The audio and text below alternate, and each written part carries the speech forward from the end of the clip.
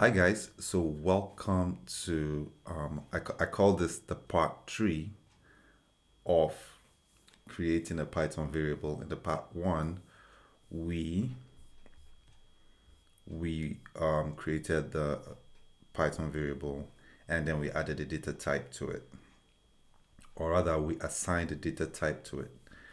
Now, in the second part, we are talking about rules for creating variables and variable names.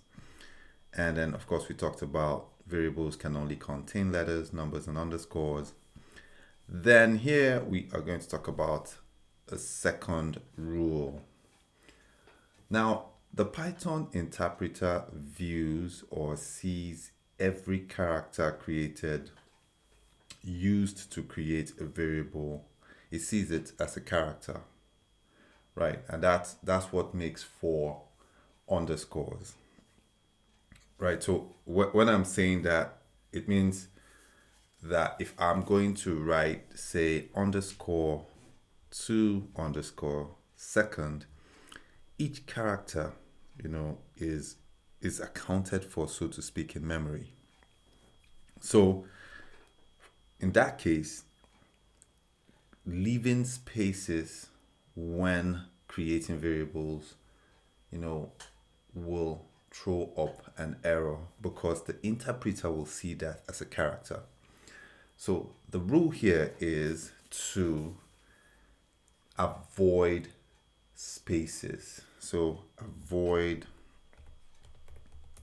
spaces when creating variable names, right? So so we're going to simulate that. Now, say now I want to create so are we following right? So let's do this. Let's call this third underscore var. Right, now imagine, okay, I put this here and then I assign this to, we'll call this avoiding spaces. Right, now imagine I take out this and there's a space here. Then I run this. The interpreter is going to think to itself, why do we have a space here? The interpreter is going to assume that this first code, this first character here is it's an individual character, probably an individual variable, and then there's an individual character in the middle. See that? Let me make this a little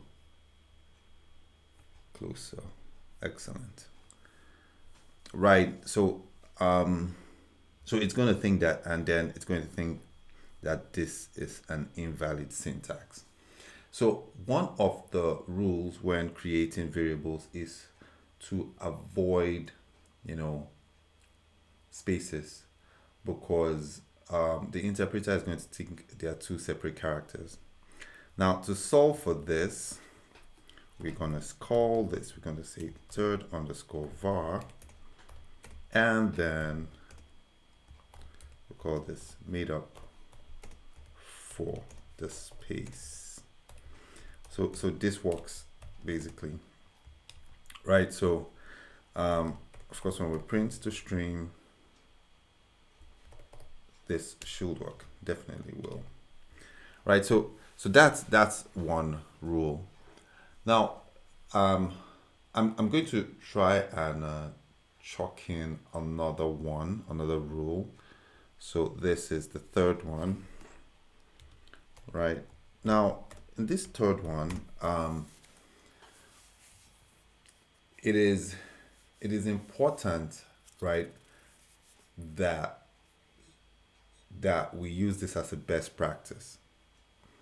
Why? Because this, if you break this rule, you would not get an error.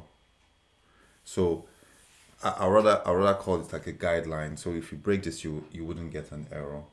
Now, it is important when creating rules to creating variables to create variables that are intuitive, right? So when creating your variable name should be intuitive. So I'll say variable names should be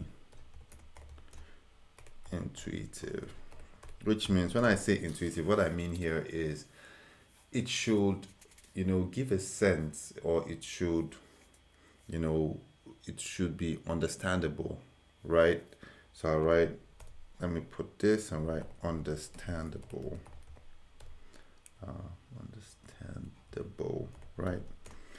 So that means if I'm creating a variable, it's best I create a variable that when someone reads the code, because folks are going to read, learners or people or anyone around is going to read code far more than they will write it.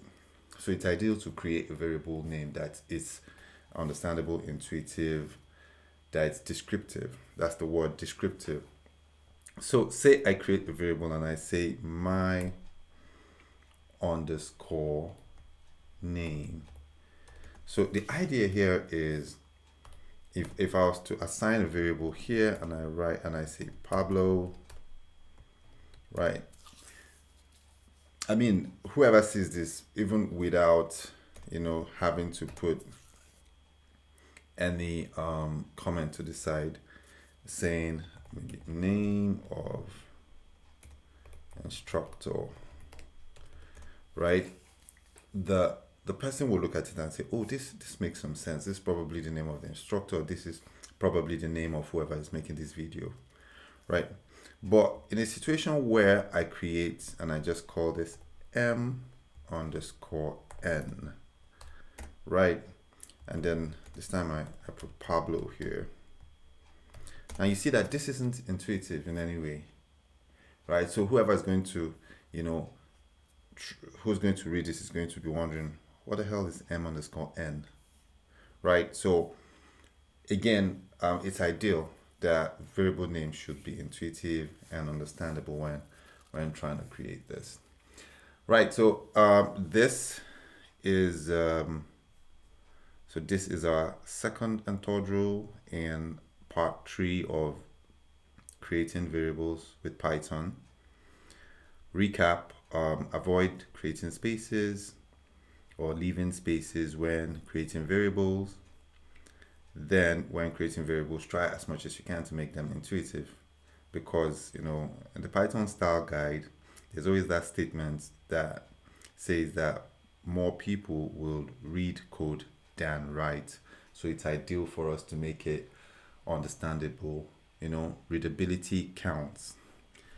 In the next video, we're going to talk about we're going to shed more light on I think 2 more rules and guidelines, and basically that will be that for what we'll be creating. Then we start to look at the data types and how to work with data types, right? So take your time, watch this video, and if it's interesting and if you like it, share it, like it, subscribe, so that when another video comes up you get a notification.